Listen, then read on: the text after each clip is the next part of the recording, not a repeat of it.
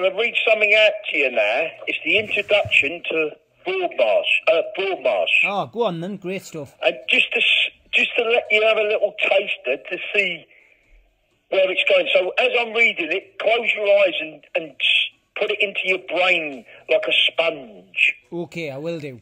And you'll see what it's all about. This is only the introduction. It's only a page. All right. Broadmarsh Criminal Lunatic Asylum. Hell on earth. It was built back in 1948 to house the criminally insane, and hundreds had died behind its walls. In late 1958, it only ever held 20 inmates, 20 of Britain's most dangerous men, all murderers, all seriously unpredictable psychopathic lunatics, hungry for victims and hungry for violence. Men of menace and fear, like caged man-eating tigers. They were sent to Broadmarsh for one reason, and one reason only: experiments. They were guinea pigs of the worst kind. Electric shocks, psychotropic drugs, isolation and brutality. Violence met with violence. The staff were all ex-military and the toughest men to be found anywhere, and had no morals of any kind. Tough and disciplined, and all under the strict Home Office Secrets Act. Broadmarsh is so secretive, its inmates so hated by society, that nobody cares what happened behind those walls. But there was one lunatic who changed everything. He opened the gates of hell for the world to look inside. This is the story of a man who will never be forgotten in the criminal archives of notoriety. The likes of the Crays and the Richardsons are left in the murky shadows of madness. But Mad Frankie Johnson, the devil himself, is a story that can and indeed has turned grown men to shivering wrecks. This is a journey of violence and insanity that has never really been studied until now. This book is not about glamorising crime. It's about showing how a young East London boy grew up to be Britain's most unpredictable lunatic. Please go no further if you suffer with a nervous disposition, or if you fear the unknown. What you are about to read is a disturbing and very much a horror ride through the journeys of a madman. Broadmarsh is a place most folk have never heard of, owing to the Home Office secret files that burned many years ago. Apart from the Yorkshire village residents who heard the screams beyond the forbidden walls, which no longer exists, it was all a bad dream that became a living nightmare. Let's face it, who has even heard of Mad Frankie Johnson? Well, apart from the very old, who lived in fear of him, and those who had the misfortune to come face to face with him. It is only those who heard stories passed down from those who were around during his rampage. Ronnie Cray once said of Frankie, "Fuck him, he's mad." That was a bit rich coming from Ronnie, when he himself was a certified lunatic and sent back into Broadmoor Asylum for the criminally insane in Berkshire. Though Broadmoor was a hell of its own, it was heaven compared to Broadmarsh. So strap in tight for the ride of your life. If you're in bed, just check under it before you begin reading. You have been warned. How's that? Brilliant. Really good. Do you like it? Yeah, I love that last bit. If you're in bed, check underneath it. It's really, really good. I'm gonna make a prediction there, right? Yeah. It's gonna be a bestseller, that. Did you write this? Yes, I did. It's really, really good, Charlie, honestly. I wrote it, but obviously I write as I speak. I'm pretty much like yourself, but I write with a flow, see? And obviously Richard's got to touch it up here and research a bit of this and research a bit of that. And us together have made a masterpiece, mate. Yeah, it's brilliant, mate. Really good. So, Honestly. so different. And it's so horrific and violent, it's unbelievable. Yeah, and a lot of it from personal experience. Oh, yeah, without a doubt. Without a doubt. And I think it sounds good. Broadmarsh Asylum. It does, mate. It's got like the Broadmoor plus the Belmarsh. Yeah, exactly. And I've taken a word from each and made Broad. Now, when people are going to read this, especially the youngsters, they're going to think, bloody hell, I wonder if there ever was a place called Broadmarsh. Yeah. They're going to think it's a real story because I slip in a few names, see? Yeah, yeah. And I've got to say, see Richard, he's done his research to a fucking T, mate. Well, that's good. He's even got the old judges and the old hangmen in it and everybody. Has he? Yeah. You see, when Frankie Johnson was born, his mum died giving birth to him. Right. So she died and he lived. And then when he was 10 years old, his father, Harry Johnson, hung in Wandsworth Prison. Yeah. So he had a terrible life.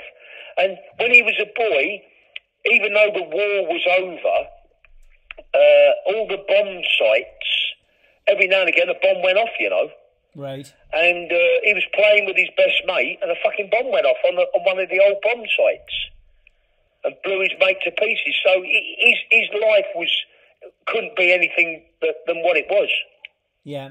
He started off badly and never really recovered. But you see, what's so special about this book, there's art in it. Every page has got a little bit of art on it. It's got photos in it of like straitjackets and old asylum cells. And as people are reading it, they're actually seeing art, photos, diagrams. It's all in it, mate. It's a very unique novel. What does he go to prison for? Oh, fucking hell. He just went fucking berserk, mate. He's just started killing people for no reason. Yeah. He was on a mission of madness, but the thing is, he's got a twist to it because it's got a beautiful twist because he's one of the most hated, horrible cunts you'll ever wish to meet. You know, he done things we wouldn't even dream of doing, but a little bit of love, you know. Yeah. And he died with a fucking smile on his face. Yeah. Yeah, and the last words to come out of his mouth was love. Really? And all through the book, you'd never dream of him saying love, you know? Yeah. Yeah, so when you get to the end, you're going to think, oh, fuck it, he wasn't so bad after all. Even though he killed fucking... He went to war on the old bill, you know? In the street, did he? Yeah. Yeah. Fucking hell, yeah. He went into a big supermarket up the West End in London and took the whole fucking shop hostage. He's fucking hell. Some of the things he done, you wouldn't believe. Is there any protests in there? Is he up on the roof and stuff? No, he never had time, mate. As soon as he landed in Broadmarsh, he only had one plan, mate, getting out of the fucking place. Did he make a few attempts to escape, does he? No, only done it once and he made it. Right, okay. Actually, and the way he done it was fucking superb. Yeah. Yeah, honestly, you'll fucking love it, Steve. You will, honestly. I'm looking forward to reading this, but that intro is fantastic, mate. Really, I'll make sure you get a copy because you can review it, see, and put it up on your sites. Yeah, no, it's superb, mate. Really. Know what I mean? Really sounds good, and I reckon it'll be a film. I'm getting a copy sent to that Razor Smith in Inside Times. Yeah.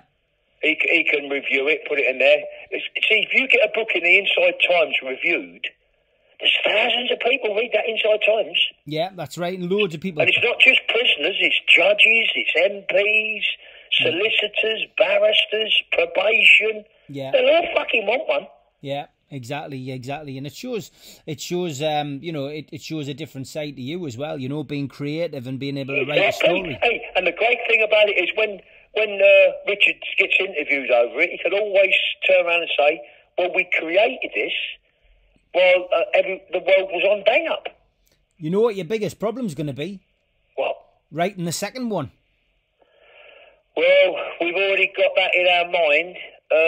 It won't be about Frankie Johnson, though, because he's dead. Yeah, exactly. But when you get to the end chapter, you will see there's someone likely to take his place. Ah, right, okay, good. So you've been thinking about it. There's a fucking twist in the story, mate. A hell of a twist. Anyway, and that's what you get for reading books, and I've read thousands of books over the years. Well, that's it, you have, haven't you? That's no doubt about it. I've got to be honest, I never thought I had a novel in me. But anyone can write a fucking novel. All you've got to do is have a bit of imagination. And when you know, like when you write a letter. Yeah. I know nowadays everyone writes on fucking computers, but when I write my manuscript, it's just like a flow. It's like writing a fucking letter. Yeah, it is. Yeah, it is. It just comes to you. If you're in the right frame of mind, you can do it. Exactly. You've got to be in the right frame of mind, and you've got to live as the characters that you're writing about. I sat down yesterday and I did 3 hours on the Sayers film script because I was in the right frame of mind to do it. You know. Yeah. How many pages roughly? Probably. Oh, I'm up to about 59 pages now. You need about 90 pages for the script. I'm up to the robberies now. Fucking hell. And that is exciting to write about, you know. And I've started off with, like, what I've had to show the criminal rise up the criminal tree from, you know, Stephen working at the scrapyard, nicking cars and selling them at the scrapyard for his dad to then. How he's climbing the ladder. Yeah, climbing the ladder, and then, you know, going from, you know, getting a card marker for, like, maybe he's a bookies or a florist on a busy day, and going and you know, like doing a pop and seize on a car, and, you know, nabbing the takings from somebody's business, and then, you know, then going from that to, you know, to basically armed robberies. Like Freddie Foreman always says, crime's not so bad, but obviously you get nicked every now and again, but it's fucking good hours. Exactly. Fred was asking after you the other day. I spoke to him on Boxing Day. You all right? Yeah, he's doing okay, mate. He's just locked down, mate. He's in his accommodation, and he's happy. You know, he's watching the TV.